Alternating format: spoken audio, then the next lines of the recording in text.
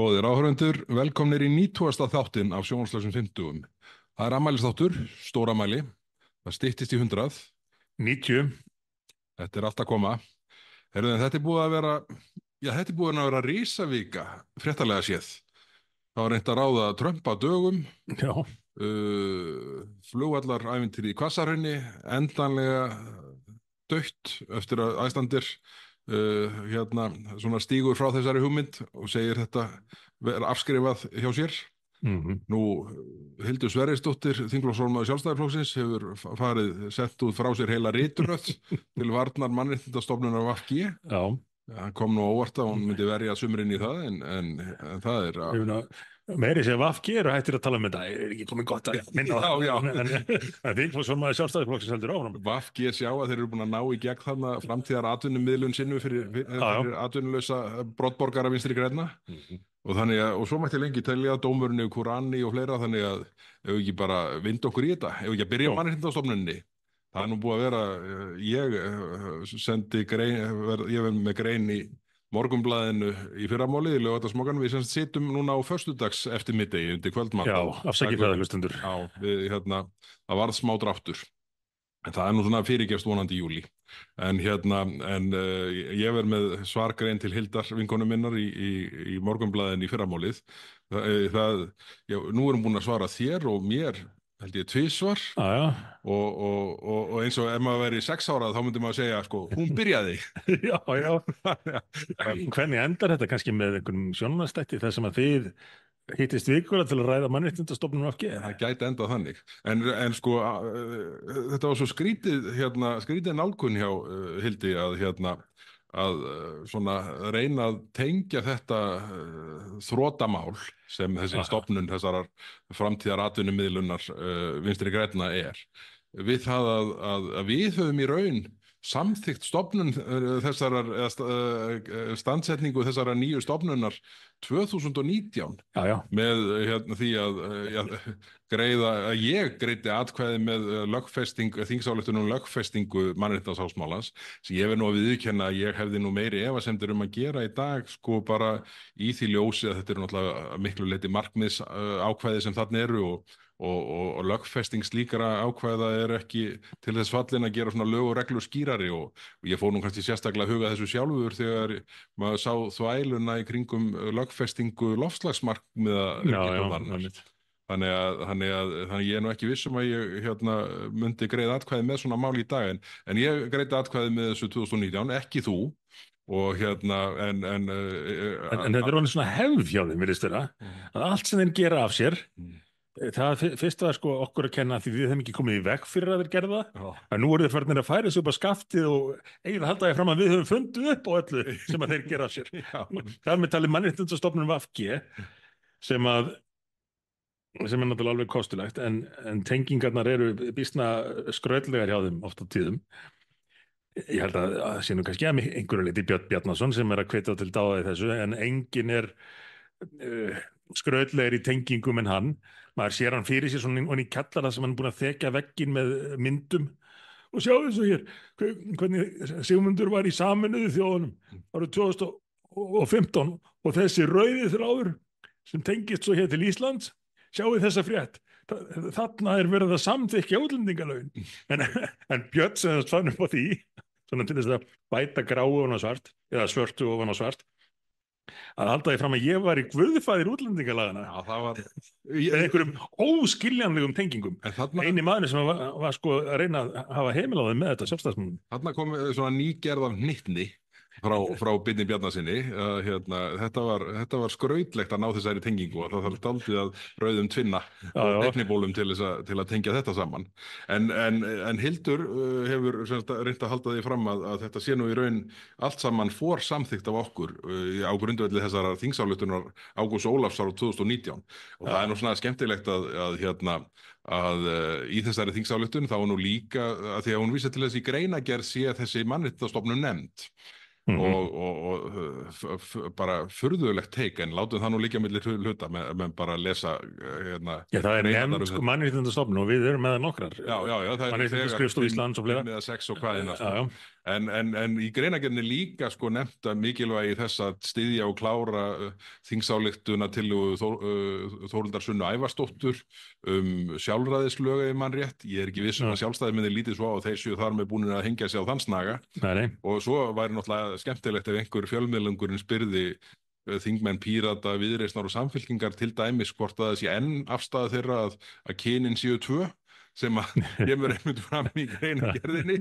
Þannig að þetta er þetta sko langsótt tenging og það er nú skrautlegt ef að þið farið að reyna að snúa svo út úr varðandi afstöðu þingmanna allra flokka með einhvern fullkomið sko aukaatriði sem er í raun ekki einu sinni nefnt og kemur ekki fyrir í þeim samningi sem við erum að tala Þannig að það er einhver tillaga frá því fyrir nokkrum árum sem að sjálfstæðismenn samþykkt allir, ef ég man rétt, og allir sem voru á staðnum held ég bara en það er svo túlkað allt upp á nýtt, en þetta er nýtilkomið samt, þessi afsökun rétt eins og það er nýtilkomið að þetta hafi allt snúist að verja réttindi fatlaðs fólks sem að vera algjörlega aðskilið viðfangsefni og hefði verið þetta að leysa miklu betur en þannig var barátta þess fólks einhvern veginn sko notuð til þess að réttlæta nýja mannréttindastofnun fyrir VG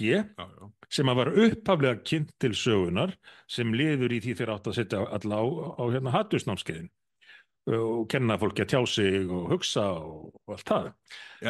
En sko þetta er auðvitað sko, svo er þetta líka, þessi stofnun er auðvitað bara vinnumarkaðsúrræði fyrir Vinstri græna. Þarna verið að afstýra fyrirsjáanlegu atvinnuleysi í röðum flokksbrota flokksins. Þetta tengdu Vinstri grænir við litla útlendingamáli númer 2 þegar þeir kröfðust þess að fá í enn eitt skipti einhvað frá Sjálfstæðisflokknum fyrir að hleypa því máli í gegn.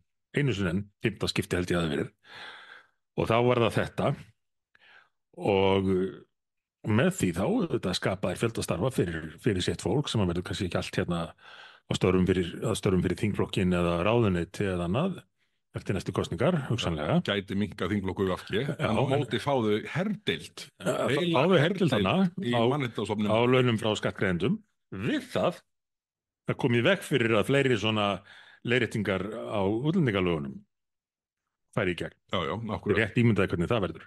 En það er einn punktur sem að er rétt að rifja upp svona bara í ljósi skemmtanagildisins í tengslum við mannréttindamálið. Því að nú er okkur því haldið fram að við höfum í raun samþykkt og við raunum bara pattað upp á þessu sem krakkarnir segja. Stofna þessa mannréttindastofnun sem er engin ráðherra Sjálfstæðisflokksins þegar málaflokkurinn var gerði tillögu að gera. En Áslaug Arna, hún var í viðtali hjá þeim snillingunum í Chess After Dark. Ég kannast við þá. Birtist 2. júlí. Þar sem hún er spurð út í þetta. Og hún virðist nú eitthvað aðeins delerar en það er nú ábyggilega á grundvelli einhvers misskilnings að segja að þú hafir, hún að því að þú hefur bara lagt fram þetta mál að mannréttindastofnun. Þú sér hvernig þetta er að þróast. Sko, ég greiddi þó atkvæði með því þingsályktun Ágúst Ólafsson, þú gerir það ekki, en nú ert þú allt í orðin sko forvígismaður, upphafsmaður, helsti baráttumaður fyrir stofnun mannréttindastofnun VG. En Áslaug Arna lendir þarna dálítið rangstöð en það er áhugavert að þarna núna í júlí bara fyrir 17 dögum síðan þá er Áslaug Arna í þessu viðtali það sem hún segir, við skulum bara heyra það hérna rétt strax að hún bara hafi ekki viljað stofna nýja stofnun þetta. En sko Áslaug Arna var einn af flutningsmönnum málsins raunverulega. Hún er einn af meðflutningsmönnum málsins frá 2019 sem Ágúst Ólafur var fyrsti flutningsmaður að. Málsins sem að þeir eru núna að gera að ástæðu þess að þeir hafi neyðst til þess að gera þetta. Já, akkurat. En Áslaug Arna lagði sko það lítinn eða hafði ekki skilning á því að þarna væri hún í raun að gera kröfum þessa stofnun, að hún var meðflutningsmaður að þingsályktuninni 2019 en segir síðan núna fyrir 17 dögum síðan að hún hafi ekki viljað stofna nýja stofnun, þess vegna hafi hún tekið málið af þingmálaskrá sinni sem ráðherra. Við skulum hlusta á þetta, ég er með klippuna hérna. Fengum mannréttindastofnun líka, ekki glemma henni. Jú, Hildur Sverrisdóttir rifjaði það nú fallega upp í Morgunblaðinu í dag þegar Sigmund Davíð stóð fyrir þingsályktunum það að lögfesta það að þingi myndi gera þetta. Já, það máli. Já.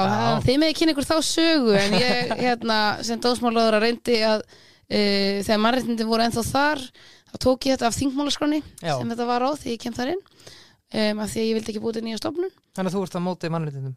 Það er það sem að en ég svo tækifæri að sameina fleiri stofnun það undir. Já. Svo mörg voru þau orð.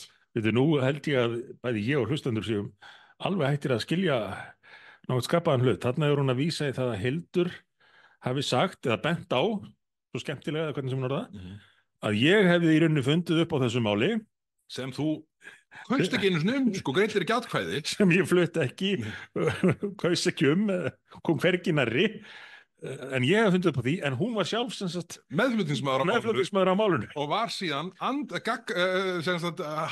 því að stofna nýja stofnun og tók stofnun mannréttindastofnunar af þingmálaskrá sinni sem dómsmálaráðherra. Þangað til hún síðan í þinginu núna síðast samþykkti stofnun nýrar mannréttindastofnunar. Væntanlega á þeim grundvelli að við ég öllu heldur hafi samþykkt þingsályktun Ágústs Ólafs og hennar Þetta er ekki einfalt þetta líka. Það er erfitt að henda reiður á þessu. Ég held að maður þurfi bara að fara að koma sér upp einhverjum myndum og þræði í kjallaranum til að átta að sjá því hvað Sjálfstæðisflokkurinn er að hugsa. Þannig að það er margt í mörgu og þetta verður alltaf skemmtilegra og nú er búið að skrifa þó nokkuð marga greinar í þessari þríhliða ritdeilu milli þingflokks miðflokksins í heild sinni og þingflokksformanns Sjálfstæðisflokksins og þetta er auðvitað bara þetta gæti tekið. Já, ég spái verslunarmannahelgin. Já, ég bara býð spenntur. Ég hlakka til að sjá Morgunblaðið í fyrramálið og fylgjast með þessu áfram, en það virðist að þróast ákveðið megin þema í þessu, sem að allt það sem við höfum skammað sjálfstæðismennina fyrir undanfarin ár og reynt að leiðbeina þeim með og stoppa þá af, og þeir gera svo núna, það hafi allt verið okkur að kenna. Annarkvort af því við vorum ekki nógu harðir við þá að stoppa þá af, og þess vegna hafa þeir haldið áfram, eða af því að í huga þeirra þá höfum við í rauninni fundið upp málin sem svo útskýrt með einhverjum mjög undarlegum hætti. Bara tímaspursmál hvenar það verður okkur að kenna að kynræna sjálfræðið fór eins og það fór. Já, það lítur að vera. Heyrðu, en við skulum ég lúmskan grunum að við neyðumst til að ræða mannréttindastofnun VG aftur síðar í sumar. En það eru fleiri vandræðum heldur en þingflokkur Sjálfstæðisflokksins með þetta mál. Það eru fleiri vandræðum núna. Sigurður Ingi Jóhannsson er í smábába eftir að hafa brennt skattpenningum árum saman í þessu furðu rannsóknir fyrir flugvallarstæði í Hvassahrauni. Og eftir að byrja að vera að gjósa þarna í næsta nágrenni. Já, þá var bara bætt í bálið, peningabálið, og núna kom Bogi Níls Bogason fram fyrir hönd Icelandair í vikunni og sagði bara, þetta er dautt. Við erum hættir að líta á þetta sem valkost að verið byggður upp alþjóðaflugvöllur eða flugvöllur í Hvassahrauni. Og þá er það auðvitað bara þannig að kóngurinn, fyrrverandi innviðaráðherra, núverandi fjármálaráðherra er alveg berrasaður. Það er auðvitað búið að benda á þetta ítreka hverslags brjálsemi þetta er að eyða skattpenningum í þessa rannsóknir þegar blasur öllum að þarna verður ekki byggður flugvöllur í Hvassahrauni. Meira þess að eigendur landsins eru búin að afskrifa það. Eru fannir að reyna að selja það bara undir annað heldur en framtíðar flugvöll.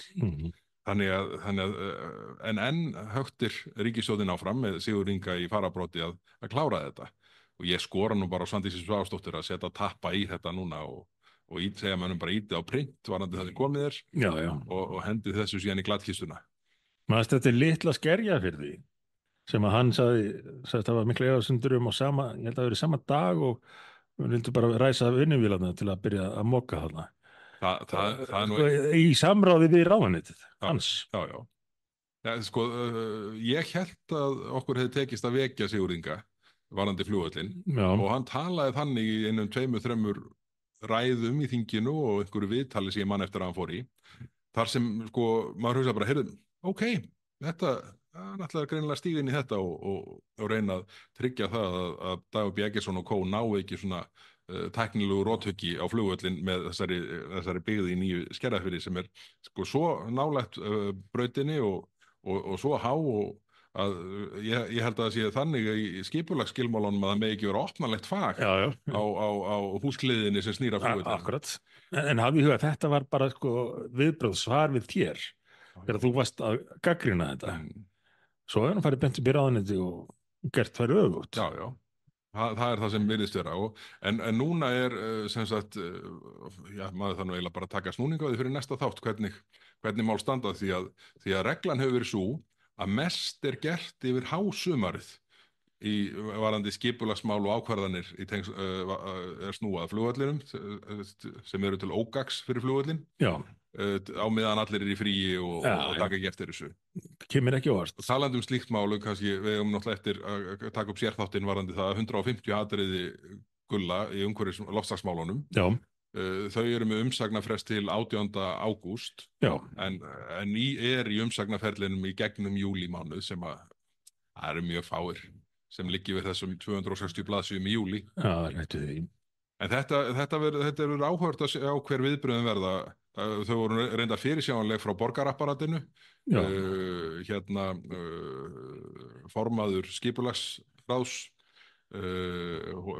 bara virtist telja þetta engu breyta að Icelandair væri hrokkið úr skaftinu og þetta, það er bara með öllum ráðum að koma flugvöllinum úr Vatnsmýrinni og það má þó treysta því að við hér eftir sem hingað til tökum slaginn fyrir því að Reykjavík flugvöllur fá að vera það sem hann er til gagns fyrir landsmenn alla. Já, það getur fólk bókað. En eitt svona í framhjálpi að því þú nefndir þennan sérþátt 150 atriðin. Ég myndi gjarnan vilja taka þar aðeins fyrir líka það sem að Viðskiptablaðið hefur nú verið að gera ágæti skil það hvernig er enn áformað að bæta í þetta græna regluverk frá Evrópusambandinu, eflaust allt saman gullúðað og blýfyllt. Þeir eru búin að vera með ágætisgrein að undanförnu þetta og nú stendur víst til að bæta verulega í hjá stjórnvöldum í haust, þannig að það verður einhver slagur hérna það. Þannig ég held að við nota tækifærið og búa hlustendur undir hvað er í vændum þar.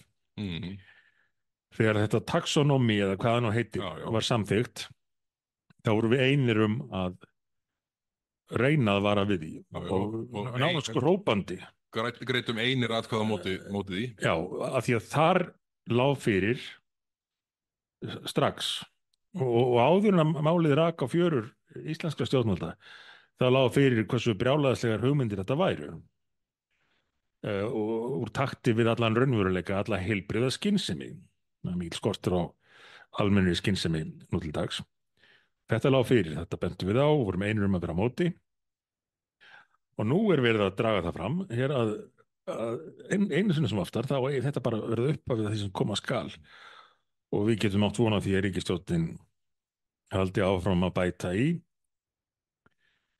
nú í haust til viðbótar við þessi 150 atriði sem við ætlum einhvern veginn að reyna að gera skil. Akkúrat. En það er fleira sem var á dauðalistanum þessa vikuna heldur en flugvallastæði í Hvassahrauni. Það tókst nú sem betur fyrir ekki. Það var ekki listanum hjá okkur, skulum taka það fram. en ótrúleg stað upp í Bandaríkjunum að það var reynt að ráða Trump á dögum. Já.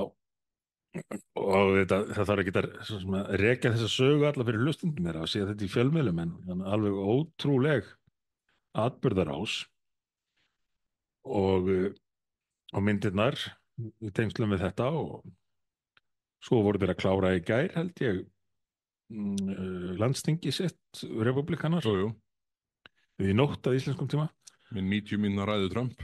Já, það var hent ræðunni sinni eftir atburðinn eftir það sem hann lenti í og vilja fara í meira svona að reyna að ná fólki saman en hann hefði hugsað sér að vera mjög gagnrýninn kemur kannski engum á óvart. Já, og vantarlega mikið til á Biden en nú metur hann að það vantarlega óþarft. Biden er að grafa sína gröf sjálfur. Það er nefnilega líka mjög áhugavert að fylgjast með gangimála í demókrataflokknum að þetta byrjaði eins og við höfum rakið hér í þætti eftir kappræðurnar daginn þar sem að frammistaða Biden virtist koma öllu hans fólki bara algjörlega í opna sköldu. Og eins og þetta fólk hafi bara trúað eigin áróður undanferðin ár og því að þetta væri bara allt talum að hann væri ekki alveg í toppstandi og væri komið frá óvinum hans. Svo eru þeir bara fyrir einhverju sjokki þarna þegar þeir sjá þetta í beinni útsendingu og fara að velta fyrir sig hvort sé hægt að fá hann til að hætta við. Hann svo strax daginn eftir brást afdráttarlaust við og sagðist ætla að halda áfram. Og þá vissu þeir ekki alveg í hvort fótinn er hægt að stíga. En nú, síðast í dag, sá ég að einhverjir demokrater eru byrjar að senda út auglýsingar gegn honum. Já, það er svoleiðis. Til að hvetja hann til að hætta. En maður hefði kannski haldið að þetta myndi aðeins róast innan demokrataflokksins eftir tilræði við Trump að því að þeir færa hugsa sem svo, hættum bara að spáða þessar kosningar 2024 og fyrir maður að búa okkur undir 2028. En það virðist ekki vera hjá öllum, en þeir hafa ekki langan tíma til stefnu og það er engin aðferð sem að liggur fyrir hvernig slíkt þetta ganga fyrir sig. Því hann er búinn að tryggja sér yfirgnæfandi meirihluta kjörmanna, að jafnvel þó þeir fái hann sjálfan til þess að draga sig í hlé. Hvað gerist þá? Jú, þeir geta túlkað hugsanlega þannig að þá er Kamala Harris sem varaforseta efni að taka við, en það er að mér skilst ekkert í reglunum sem segir að það eigi að vera þannig og hún er náttúrulega það því ég verðist samkvæmt könnunum sínu óvinsælli en Biden. Svo þetta verður skrautlegt þarna í bandarískum stjórnmálum framöndan. Varandi Kamilu og óvinsældur hennar, Hermann Nökkvi Gunnarsson, blaðamann á Morgunblaðinu, setti þetta í stórskemmtilegt samhengi í hlaðvarpsþætti, það var í þjóðmálum, síðasta frekar en þar síðasta þjóðmálaþætti. Já.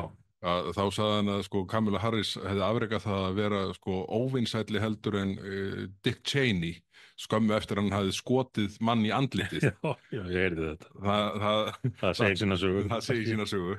En svo er náttúrulega viðbröðin hjá sumum við þessari árás og Trump voru alveg yfirgengilega.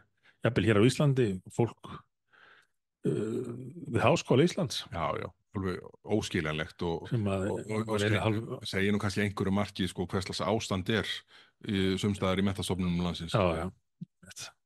Þannig að þetta er en það eru svona af sama meiði þá var verið að dæma hann Kurani ofbeldis afbrotamann í fangelsi fyrir meðal annars árásina þarna þetta er ekki OK-markaður. Já, það er þessi sem var með 91 mál á bakinu. Já, akkurat og hefur áreitt og hótað bæði Helga Magnúsi vararíkissaksóknara og fjölskyldu hans árabil og fleirum og ég veit að hann hefur hótað starfsmönnum, það er reynda nýkomið fram í fréttum, ég veit að í tölvuna tíma starfsmenn Nýherja liggja undir hótunum og það var viðtal við konu hjá Mannréttindaskrifstofu Íslands held ég að það hefði verið sem að var þeirri mjög ógnandi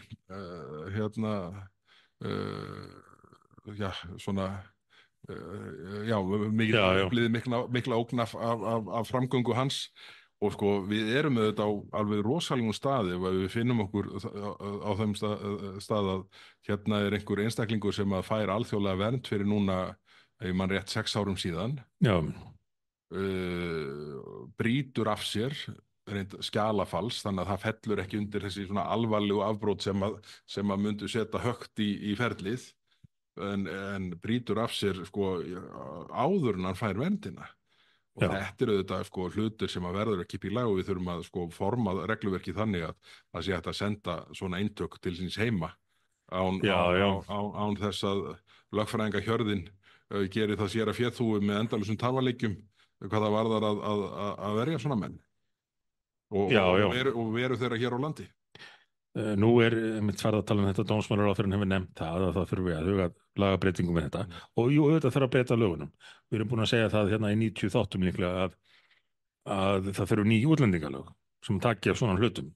Það þarf að breyta lögunum alveg á hreinu.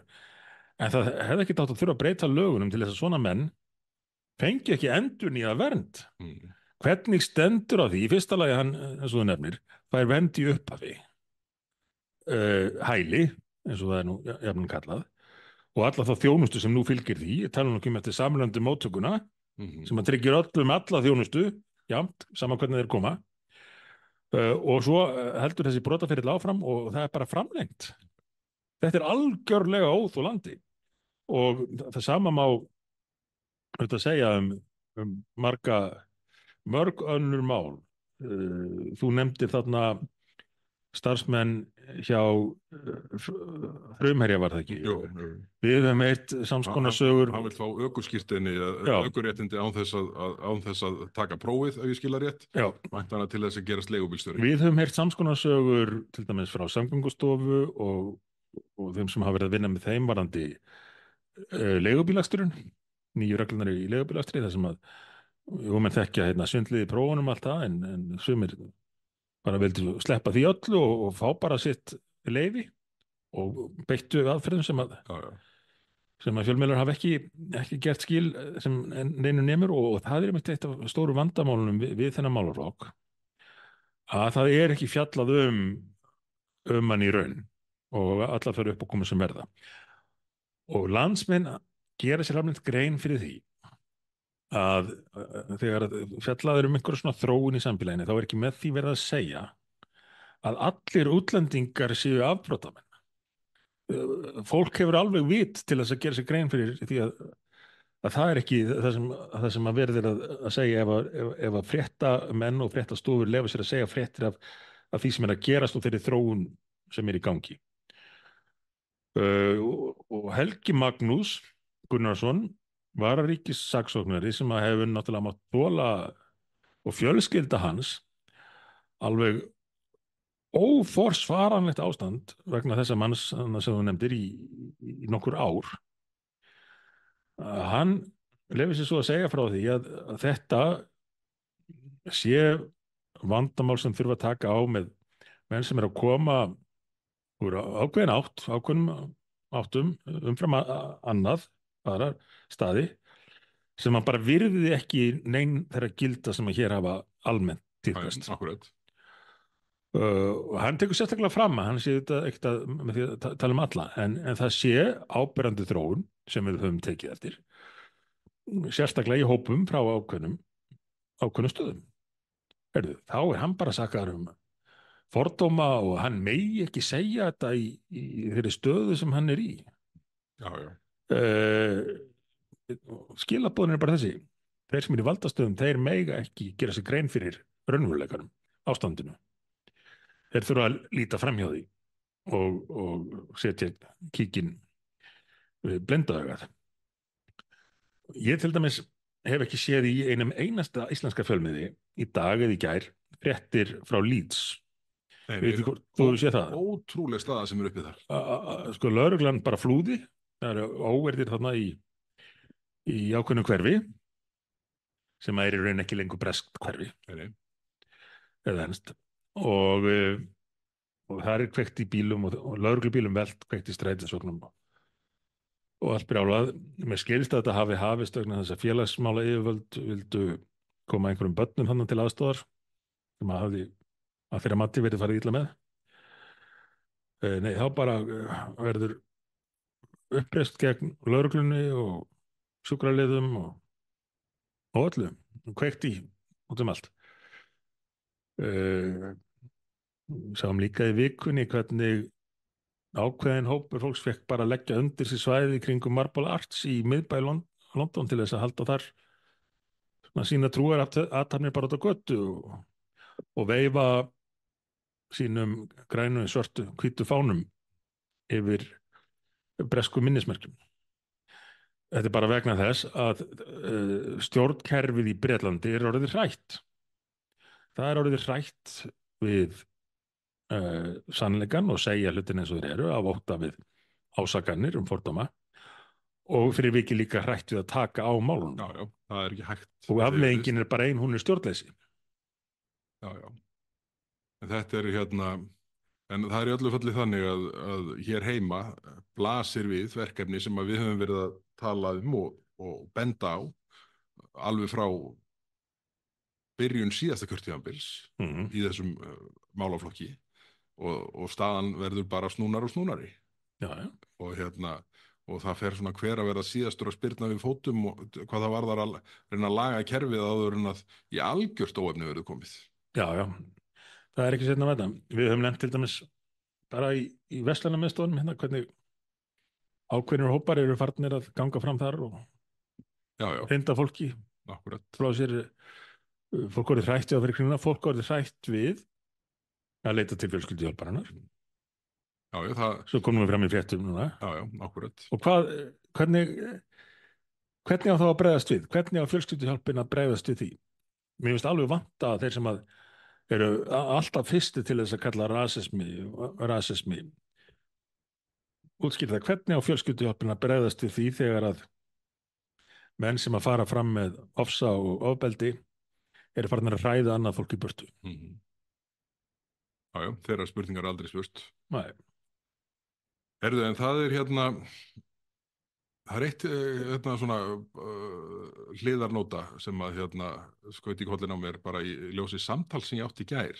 Við þurfum nú eiginlega notum þetta sem minnispunkt fyrir okkur. Það var hér tölugur umræða fyrir ætli sé ekki svona tæpum mánuðu síðan. Já.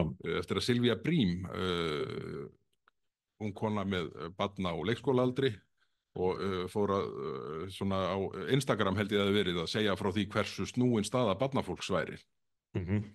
Hvað varðar dagvistun og bara svona hvernig svona hversu mótrækt kerfið ef svo má segja er ungum foreldrum í dag eða foreldrum ungra barna.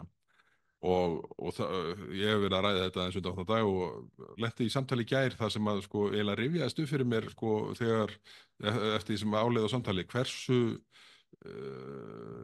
illa var tekið í frumvarp okkar á sínum tíma það að foreldrar fengju að ráðstafa fæðingarorlofsmánuðunum eins og best hentaði barninu og fjölskyldunni. Þetta er nú mál sem við verðum að setja á dagskrá aftur í haust því að það er alveg frálegt að þessi forsjárhyggja sé allsráðandi sem í því kerfi er. Já. Og þarna liggur fyrir tilbúið mál þar sem að foreldurum er treyst fyrir því að gera þetta með þeim hætti sem hagalegastur og skynsamlegastur er fyrir barnið og fjölskylduna í stað þess að það sé einhverjir aktivistar upp í Háskóla Íslands sem ráði í hvernig fariði með þessi mál. Það sjálfsögðu þarf að laga þetta og þetta gerist á saman tíma og menn er að kveikja á perunum með það sé vandamál að það fæðist ekki nóg mörg börn á Íslandi. Já, allt er þetta partur af þessari sömu heildamynd. Já. Við förum í þetta á fullum krafti núna þegar þing kemur saman aftur. Já, en síðan talandi börnin, þá getum við ekki sleppt í aðeins að nefna viðtali við Jón Pétur Símsen, aðstoðarskólastjóra í Réttarholtsskóla, sem var ekki í Dagmálum Morgunblaðsins. Já. Og þetta er auðvitað myndin sem að Jón Pétur teiknar upp þarna, er auðvitað þeirra gerðar að það er auðvitað alveg ótrúlegt að á sama tíma fljótu upp fréttir af því að menntamálaráðuneytið undir stjórn Ásmundar Einars Daðasonar fari með rangt mál í samráðsgátt í tengslum við þá umræðu sem hefur skapast núna samræmdu prófin og það sé ekkert slíkt í gangi og það lausnin sem á að taka við sé ekki tilbúin. Og þetta er ekki bara fullyrðing þín fyrirsögnin ráðuneytið fer með rangt mál í samráðsgátt. Já, já. Og þar segir mennta- og barnamálaráðuneytið fullyrðir í samráðsgátt stjórnvalda að ráðgert sé að nýtt námsmat, svokallað matsferli, verði tilbúið til notkunar í byrjun árs 2025.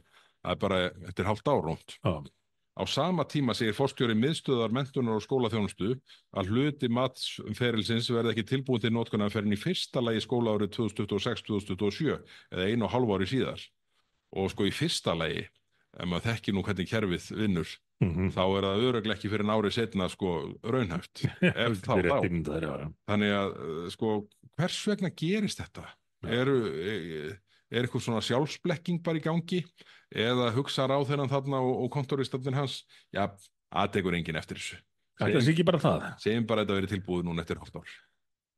Þegar stofnun sem er að vinna þetta segir, fyrsta leið eftir 1,5 ár. Þetta er bara það að treysta á gullfiska minni kjósenda og almennings, sumir ráðherrar gera það. Já, já. Leyfa þessi bara að koma með einhverja tilkynningar, ná í eina góða fyrirsögn og treysta svo á það að engin muni eftir þessu þegar það kemur að því að uppfylla það, framkoma það. Já, já. Þjóðarhöllin er nú eitt mál. Já, hvað er að frétta af henni? Ekki neitt. Nei, En sko, en Jón Pétur, hann er mjög öflugur, hann er svona held ég alvöru prinsipmaður, hugsunamaður. Við höfum nú verið aðdáendur hans hérna í þættunum já, já. og nefnt hann alltaf oft. Og Það er svona menn sem þarf í samfélagsumræðina. Já, ég held að þetta sé eitthvað sem að, ég held að þetta muni springa út í haust, umræðum þessi mál.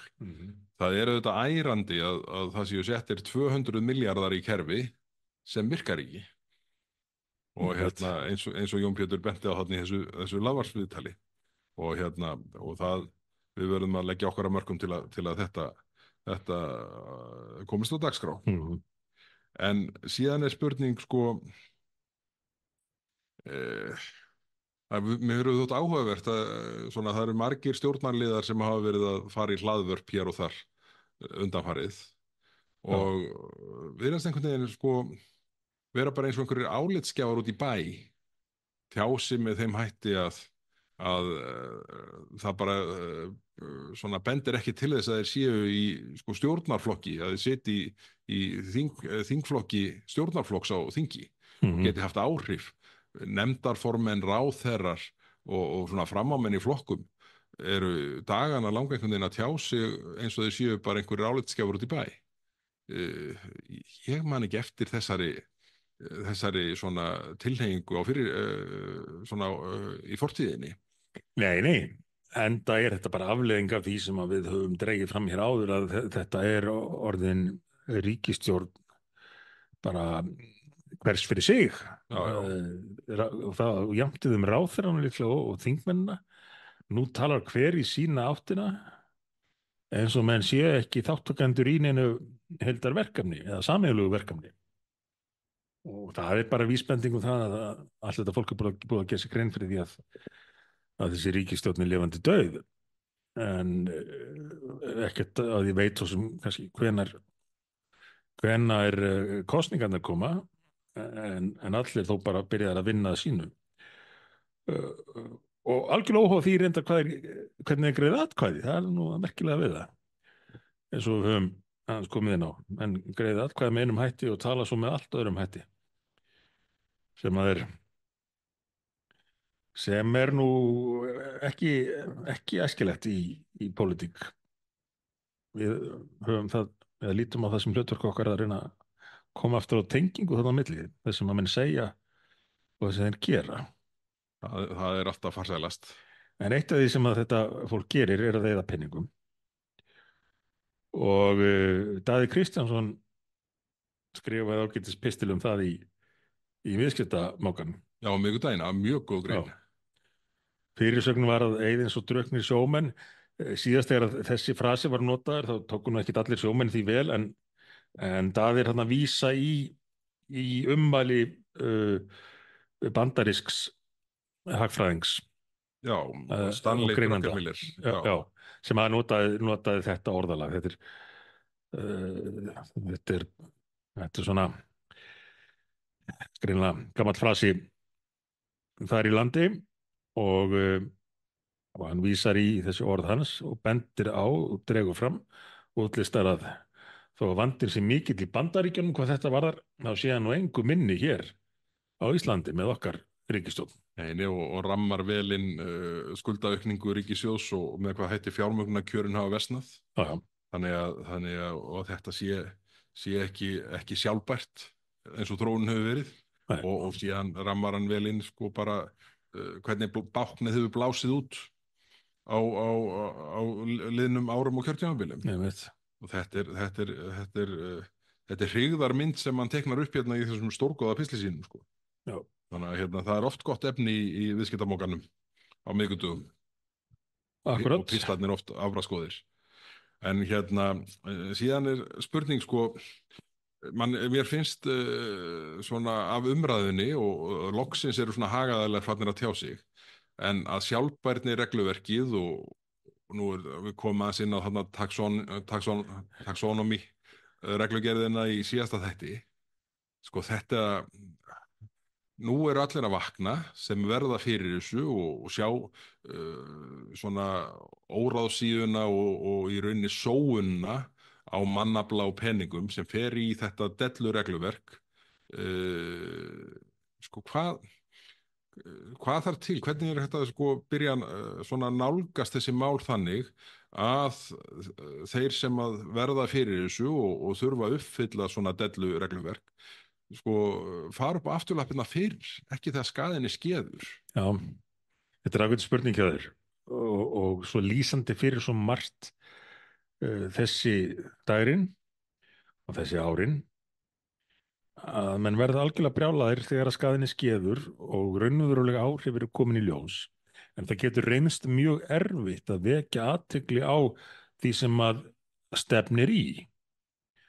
Og ég hef oft upplifað okkur í því hlutverki, ég veit ekki hvort þú ert sammála því, að vera að reyna að hrópa og vekja athygli á einhverju sem er augljóst að muni leiða til mistaka og verði dýrt, verði þungt, erfitt og til tjóns. Við erum nú yfirleitt skammaðir mest þegar við erum í því hlutverkinu. Já, og við getum nefnt dæminu Landspítalann, Borgarlína, rekstur ríkisins, öll þessi verkefni sem við höfum sett út á.